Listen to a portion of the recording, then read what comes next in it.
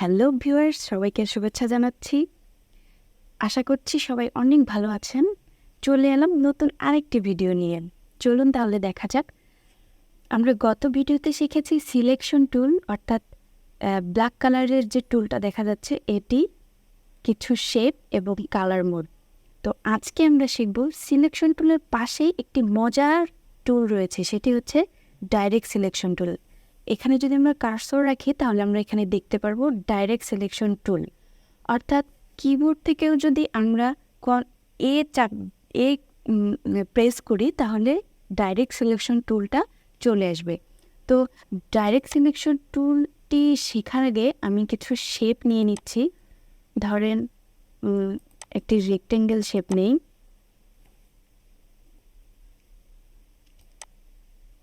এটা হচ্ছে রেক্টেঙ্গেল। আর ঠিক ডাইরেক্ট সিলেকশন টুলের নিচে দুইটা টুল নিচেই একটা টুলস রয়েছে লাইন সিগমেন্ট টুল। তো লাইন সিগমেন্ট টুল থেকে একটা লাইন ড্র করে নিচ্ছি। এবার হচ্ছে ডাইরেক্ট সিলেকশন টুলের কি কাজ। ডাইরেক্ট সিলেকশন টুল এবং সিলেকশন টুল দুটো সিমিলারই, কিন্তু এদের আলাদা আলাদা কাজ। কীরকম? ডাইরেক্ট সিলেকশন টুল দিয়ে যেমন আমরা সিলেক্ট করতে পারছি, মুভ করতে পারছি, ঠিক সেমভাবে ডাইরেক্ট সিলেকশন টুল দিয়ে আমরা সিলেক্ট করতে পারবো। এই দেখেন, সিলেক্ট করলাম, এটাকে মুভও করতে পারবো। কিন্তু এর ডিফারেন্ট একটা কাজ রয়েছে, সেটি হচ্ছে এটা যখন আমরা সিলেক্ট করব তখন দেখেন চারপাশে চারটা কর্নার দেখা যাচ্ছে। যদি আমরা লাইনটাও সিলেক্ট করি দেখেন দুই পাশে দুইটা কর্নার দেখা যাচ্ছে। এখন কথা হচ্ছে এই যে সিলেক্ট করলাম, সিলেক্ট করার পরে যে চারপাশের কর্নার, এখানে যদি কার্সর রাখি তাহলে দেখেন দেখাচ্ছে অ্যাঙ্কর পয়েন্ট। এটি হচ্ছে অ্যাঙ্কর পয়েন্ট। আর এই লম্বা যে লাইনটা এটা হচ্ছে পাত। এটাকে অ্যাঙ্কর পয়েন্ট বলে, আর এটাকে বলে পাত। তো ডাইরেক্ট সিলেকশন টুল দিয়ে যদি আমরা এই অ্যাঙ্কর পয়েন্টটা সিলেক্ট করি, ধরেন সিলেক্ট করলাম, সিলেক্ট করার পরে দেখেন এটা একটা সিলেক্ট হয়েছে, আর এগুলো কিন্তু সিলেক্ট হয়নি। সিলেক্ট হওয়ার পর জাস্ট এটাকে যদি মুভ করি দেখেন এটার শেপটা চেঞ্জ হয়ে যাচ্ছে। ঠিক সিমিলার যদি এই লাইন টুলটার এইখানে সিলেক্ট করি, একটা অ্যাঙ্কর পয়েন্ট সিলেক্ট করি, সিলেক্ট করার পর যদি এটাকে মুভ করি দেখেন এটাকে কিন্তু সরানো যাচ্ছে।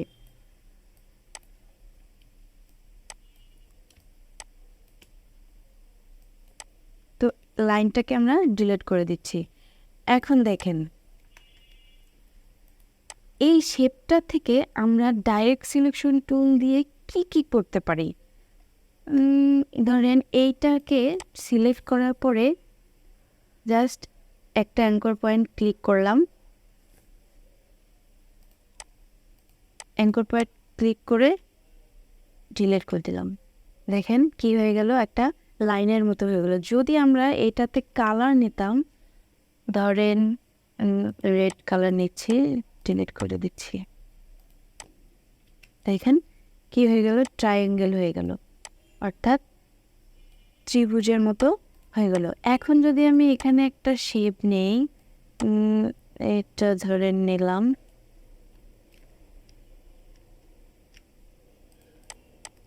এটার কালারটা যদি আমি চেঞ্জ করে দেই, এই কালার দেই, একটু গে কালার দেই, এখান থেকে দেই,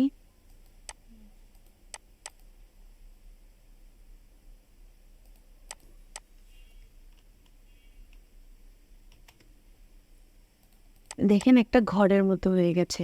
এখন এই এখানে ঘরে নর্মালি একটা দরজা থাকে। তো আমরা যদি এই দরজাটা দিতে চাই তাহলে রেক্টেঙ্গেল টুল নিয়ে জাস্ট এখান থেকে ড্র করলাম। এটাকে যদি কালারটা চেঞ্জ করে দিই তাহলে আমরা ভালো বুঝতে পারবো। এই দেখেন,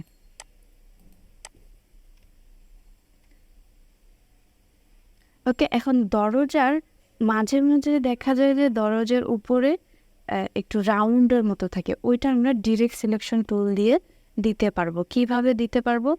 এখানে সিলেক্ট করি ডিরেক্ট সিলেকশন টুল,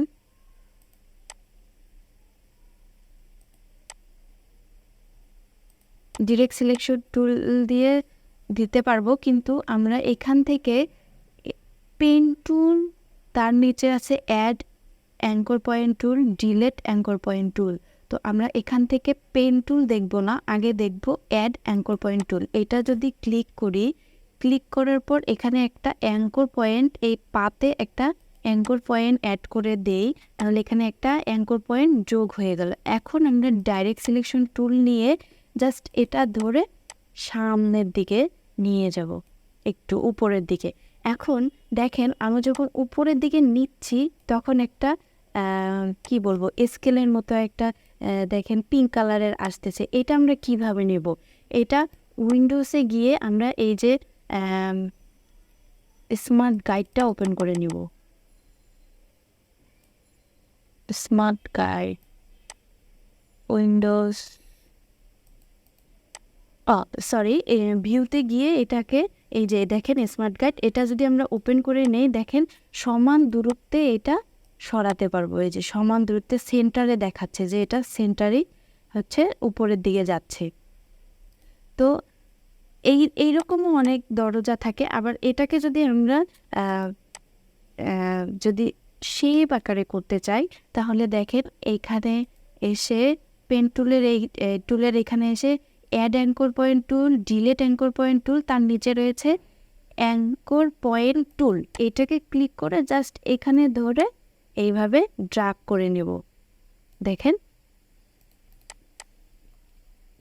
সার্কেলের মতো হয়ে গেছে। তো এইভাবে ডাইরেক্ট সিলেকশন টুল দিয়ে এগুলো করা যায়। আচ্ছা, আমি একটু নতুন শেপ নিয়ে কিছু কাজ দেখাচ্ছি। আমি একটা শেপ নিয়েছি, এই একটা শেপ। আচ্ছা, এইগুলোকে আমি অল্টার ধরে শিফট ধরে কপি করে নিচে নিয়ে আসলাম। এখন এটার একটা কালার দেই, এটার একটা ভিন্ন কালার, এটার একটা ভিন্ন কালার। প্রত্যেকটা আলাদা আলাদা যদি কালার দিই তাহলে আমাদের বুঝতে সুবিধা হবে। এটার একটা কালার দিয়ে দিচ্ছি। এখন দেখেন এই চারটা শেপ দিয়ে আমি ভিন্ন ভিন্ন শেপ তৈরি করতে পারবো। কিভাবে তৈরি করতে পারবো? ডাইরেক্ট সিলেকশন টুল ক্লিক করব, ক্লিক করার পরে যদি আমরা এই যে এরকম একটা ক্লিক করি আমাদের অবজেক্টগুলোর উপরে, দেখেন এই যে একটা সার্কেলের মতো পয়েন্ট আসছে চারপাশে চারটা।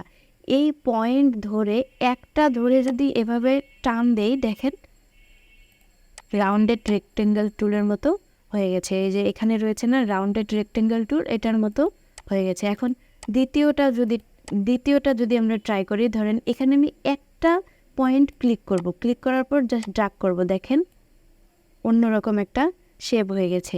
এখন যদি আমি এইটাকে চেঞ্জ করতে চাই, ধরেন এখানে আমি এই একটা ক্লিক করব, করার সাথে যখন ক্লিক করব তখন অল্টার ধরে যদি ক্লিক করি, ক্লিক করে দেখেন টান দেই, দেখেন অন্যরকম একটা শেপ হয়ে গেল। আবার এটাকে যদি ধরি, ধরার পর অল্টার ধরে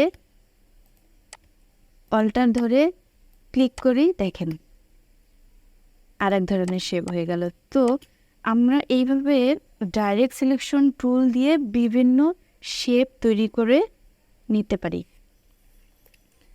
এখন হচ্ছে যে ধরেন আমি একটা শেপ নিয়েছি, এখন আমি ডিলিট করতে চাচ্ছি একটা অ্যাঙ্কর পয়েন্ট, আমি ডিলিট করব। কিভাবে ডিলিট করব?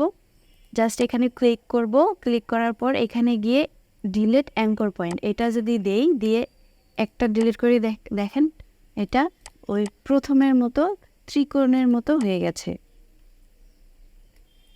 সো ডাইরেক্ট সিলেকশন টুলের কাজ হচ্ছে আপনি হচ্ছে রিসাইজ করতে পারবেন, তারপরে এডিট করতে পারবেন। এইগুলো হচ্ছে ডাইরেক্ট সিলেকশন টুলের কাজ। এখন আমি যদি ডাইরেক্ট সিলেকশন টুল দিয়ে কিছু তৈরি করে দেখাই আপনাদেরকে, ধরেন ইলেপস টুল নিলাম, নেওয়ার পরে ডিমের মতো করতে চাচ্ছি। ডিমের তো এক পাশে হচ্ছে একটু চিকন আর এক পাশে একটু মোটা হয়, তো এটা তো ডিমের মতো হয়নি। যদি আমরা ডিমের মতো করতে চাই, এখানে ক্লিক করে ডাইরেক্ট সিলেকশন টুল ক্লিক করে এই যে এই দুইটা অ্যাঙ্কর পয়েন্ট ধরবো, ধরে জাস্ট এইদিকে নিচে নামিয়ে দেবো, দেখেন ডিমের মতো হয়ে গেছে। এখন আমি যদি ইলিপস টুল নেই, ইলিপস টুল নেওয়ার পরে এটাকে আমি একটু বড় করে নিচ্ছি। বড় করে এখন দেখেন এখানে যদি আমি ডাইরেক্ট সিলেকশন টুল নিয়ে জাস্ট একটা ক্লিক করি, দেখেন চারপাশের হ্যান্ডেল চলে আসছে। এই হ্যান্ডেলগুলো হচ্ছে, এই হ্যান্ডেলটি হচ্ছে এই পাতটাকে হচ্ছে রিসাইজ করবে, এই হ্যান্ডেলটি এই পাতটার হচ্ছে কাজ করবে। যেমন আমি যদি দেখাই, এই দেখেন এটাকে যদি আপনি এরকম করেন এরকম হয়ে যাবে। আবার যদি এখানে ক্লিক করি, ক্লিক করার পর এইরকম করে দেখেন। আশা করছি বোঝাতে পারছি। তো আরেকটি মজার বিষয় দেখাবো যে কিভাবে, ধরেন আমি একটা ইংলিশ টুল নিলাম আর একটা রেক্টেঙ্গেল টুল নিলাম। এখন এই ইলিপস টুলটাকে আমি এই রেক্টেঙ্গেল বানাবো এবং এই রেক্টেঙ্গেল টুলটাকে আমি ইলিপস টুল বানাবো।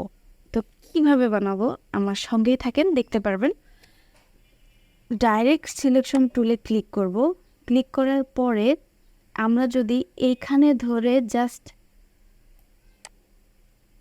টান দেই, দেখেন ইলিপস টুল হয়ে গেছে। এখন ইলিপস টুলটাকে আবার কিভাবে ডাইরেক্ট রেক্টেঙ্গেল টুল বানাবো, কিভাবে করব? এইখানে একটা ক্লিক যদি দেই,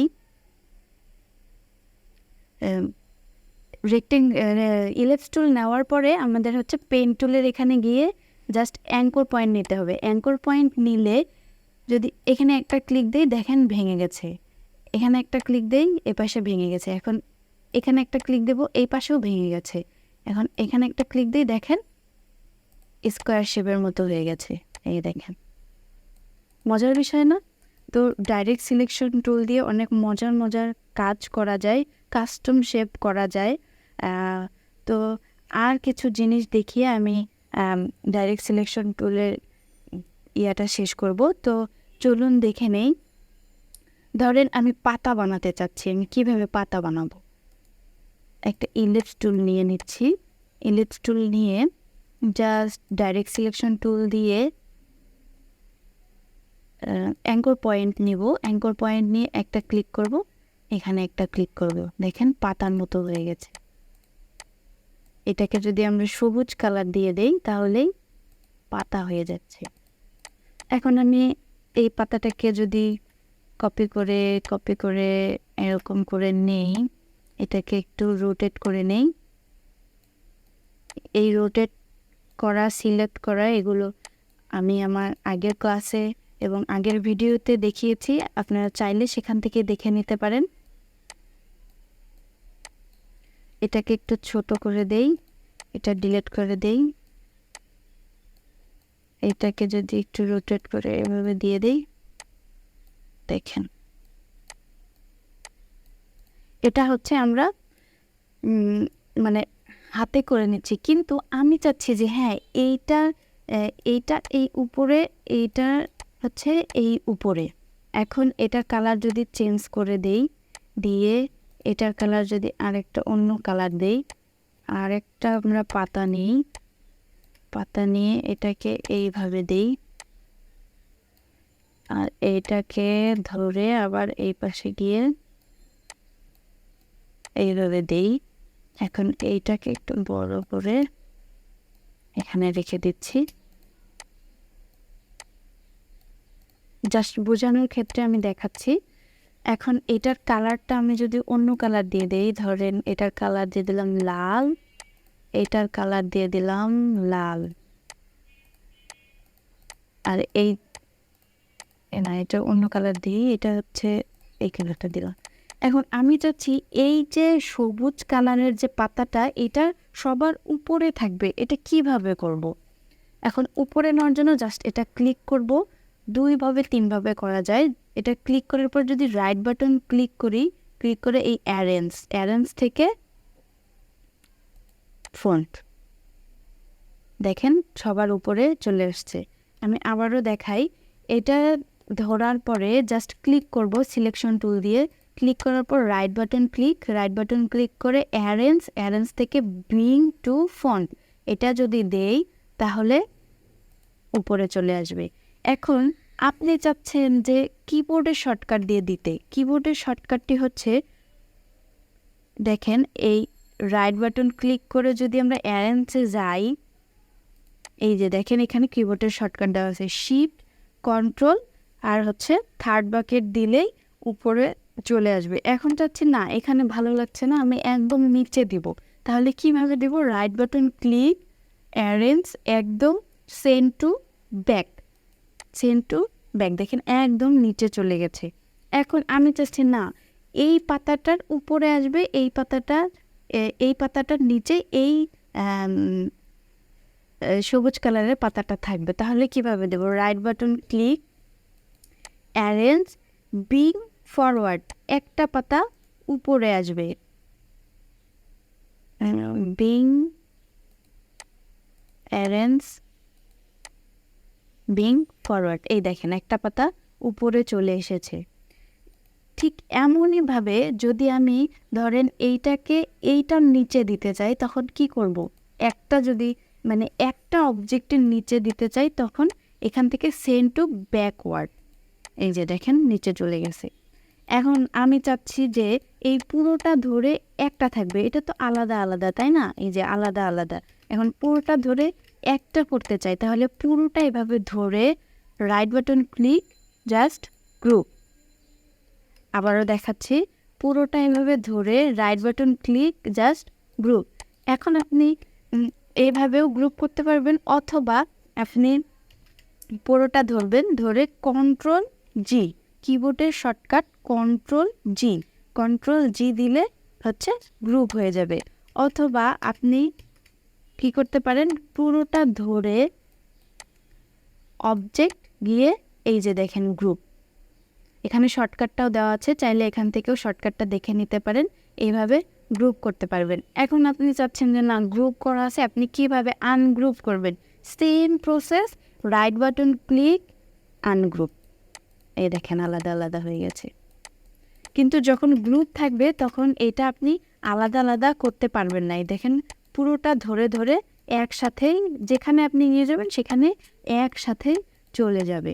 তো ডাইরেক্ট সিলেকশন টুলের কাজটি আজকে দেখিয়ে দিলাম, এবং হচ্ছে কীভাবে অ্যারেঞ্জ করতে হয় অবজেক্টকে সেটি দেখিয়ে দিলাম। আশা করছি ভিউয়ার্স ভিডিওটি আপনাদের ভালো লেগেছে। শেষ পর্যন্ত দেখার জন্য আপনাকে অনেক ধন্যবাদ। যদি ভিডিওটি ভালো লেগে থাকে অবশ্যই লাইক, কমেন্ট এবং শেয়ার করবেন, এবং চ্যানেলটি সাবস্ক্রাইব করে আমাদের পাশেই থাকবেন। সুস্থ থাকবেন, ভালো থাকবেন। দেখা হচ্ছে নতুন আরেকটি ভিডিও নিয়ে।